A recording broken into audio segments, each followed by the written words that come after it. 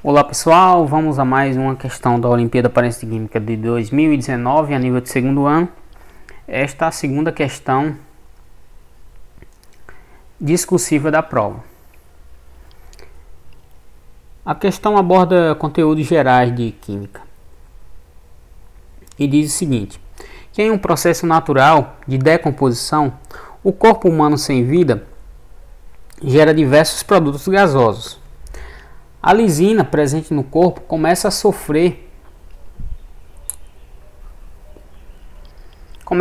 uma reação de descarboxilação por intermédio de uma enzima chamada LDC, liberando dióxido de carbono, CO2, e formando uma substância chamada de cadaverina, que é responsável pelo odor de carne apodrecida, conforme a reação a seguir. E então é mostrada a reação da lisina, reação que é catalisada pela enzima LDC para formar a cadaverina e liberar CO2. Diz o seguinte: considerando apenas o gás carbônico formado, responda: qual a ordem da reação? Isso na letra A. B. Pede para calcular a massa de gás formada para um volume de 2 litros nas condições normais de temperatura e pressão. E C. Pergunta, o seguinte: para uma mesma temperatura, o que acontece com a velocidade da reação se a concentração do gás for quadruplicada? Então vamos lá.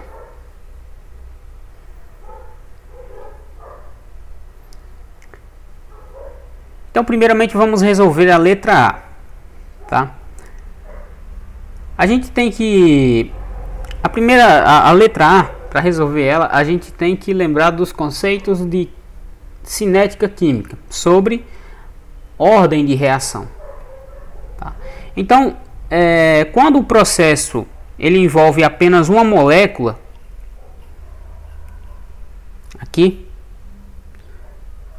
apenas uma molécula na etapa determinante da velocidade, esse processo é chamado de unimolecular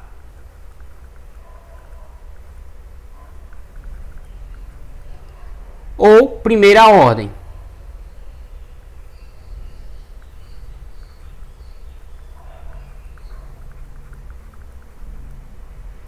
Quando um processo envolve duas moléculas na etapa determinante da velocidade, esse processo é chamado de bimolecular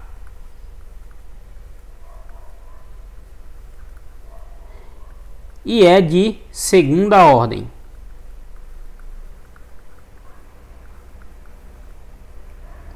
Tá?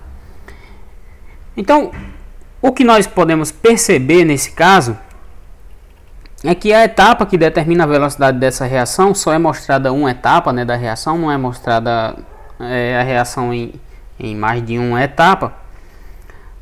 Só existe uma molécula, Então, se você fizer aqui o balanço estequiométrico, você vai perceber que essa equação química corresponde a apenas uma equivalente, a uma molécula de lisina se decompondo em cadaverina e dióxido de carbono. Cada molécula de lisina dá origem a uma molécula de cadaverina e uma molécula de dióxido de carbono, certo?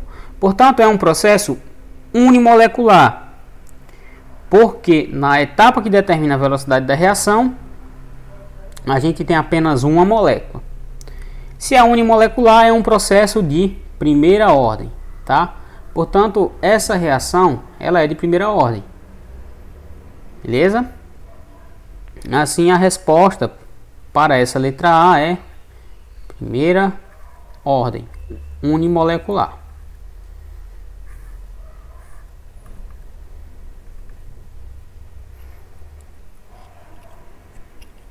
Resolvida a letra A, vamos à letra B. A letra B pede para calcular o volume, aliás, a massa de 2 litros de gás nas condições normais de temperatura e pressão. 2 litros de gás oxigênio, certo? Então, como que a gente pode fazer isso? Primeira coisa que você tem que lembrar é que condições normais de temperatura e pressão, CNTP, é equivalente a dizer que a temperatura é igual a 273,3, né, Kelvin, que é a mesma coisa que o 0 graus Celsius, tá? E que a pressão é igual a 1 atm. Nessas condições, o volume molar, eu vou chamar aqui de o volume molar, a gente costuma simbolizar por esse V com um traço acima. Nessas condições, o volume molar, ou seja, o volume de 1 mol de gás, é 22,4 litros.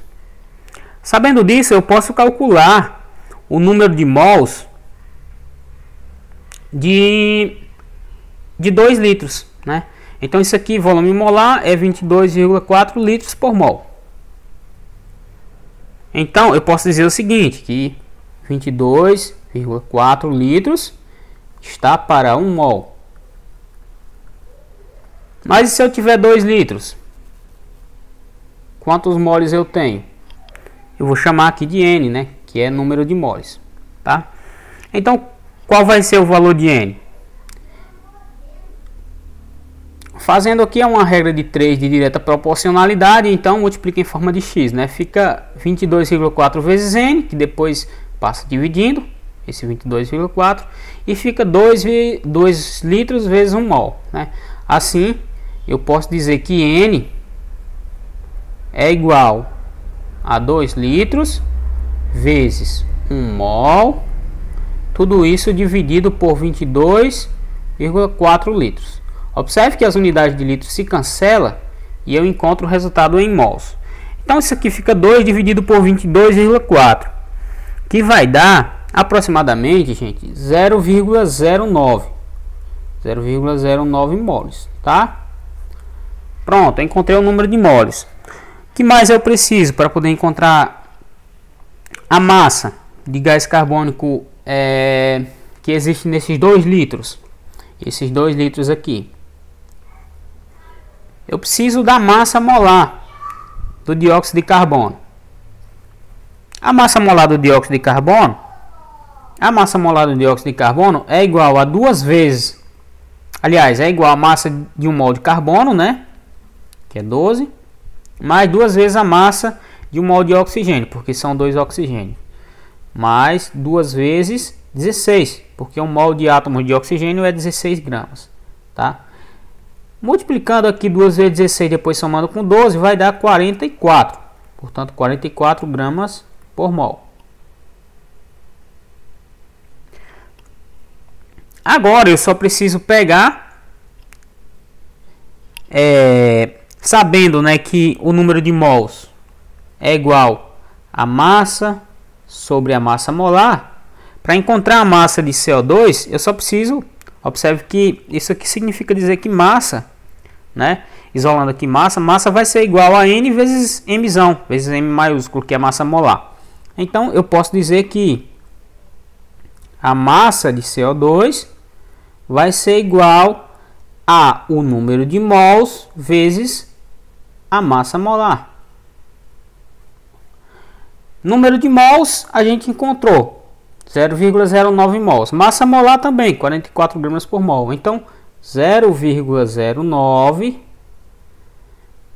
mols vezes 44 gramas por mol. Observe que as unidades de mol se cancelam, né? E como resultado a gente vai ter aproximadamente 4 gramas. Portanto, a massa de dióxido de carbono que existe nesses 2 litros de gás é 4 gramas.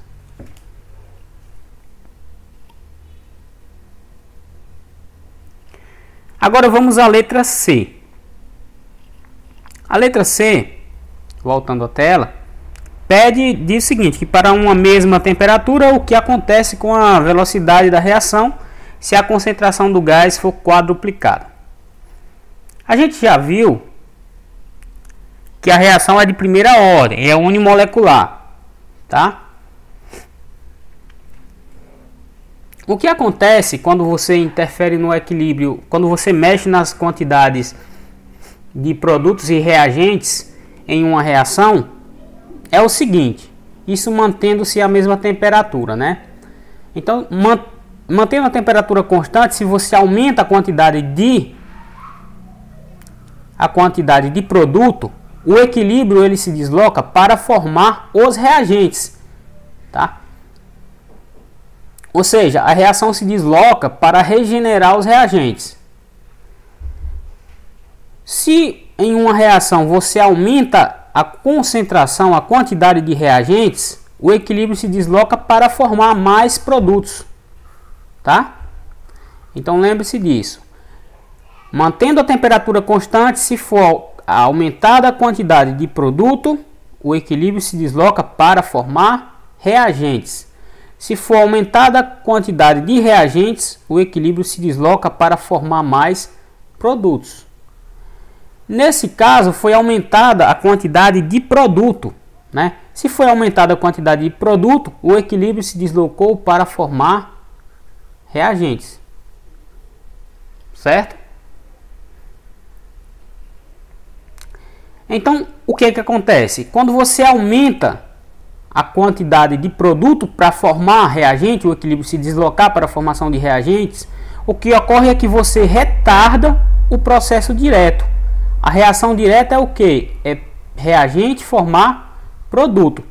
Se você faz com que esse processo não seja favorecido, ou melhor, com que ele seja desfavorecido, e ocorra o contrário, ao invés de formar produto, a reação se desloque, o equilíbrio se desloque para formar reagentes, isso significa dizer que você retardou o processo direto, que você retardou a reação direta. O número de vezes que essa reação foi retardada é igual a x elevado a n, em que x é o número de vezes que a concentração do produto aumentou e n é a ordem de reação, tá? O número de vezes que a reação, aliás, o número de vezes que a concentração dos produtos foi aumentada nesse caso, que é x, foi 4, né? A letra C diz que a concentração dos produtos foi quadruplicada, aumentou em 4 vezes. Portanto, x é igual a 4. E a ordem de reação, n é igual a 1, porque a reação é de primeira ordem, certo? Se fosse de segunda ordem, n seria igual a 2. Se fosse de ordem 0, n seria igual a 0. Portanto, nesse caso, o número de vezes que a reação foi retardada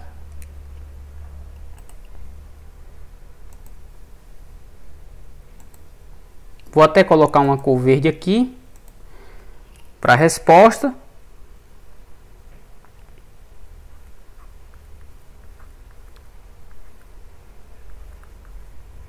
Número de vezes de retardo da reação direta, tá? Retardo da reação direta vai ser igual a x, que é 4 elevado a 1. 4 elevado a 1 é 4, né? Ou seja, essa reação ela foi retardada em 4 vezes, certo?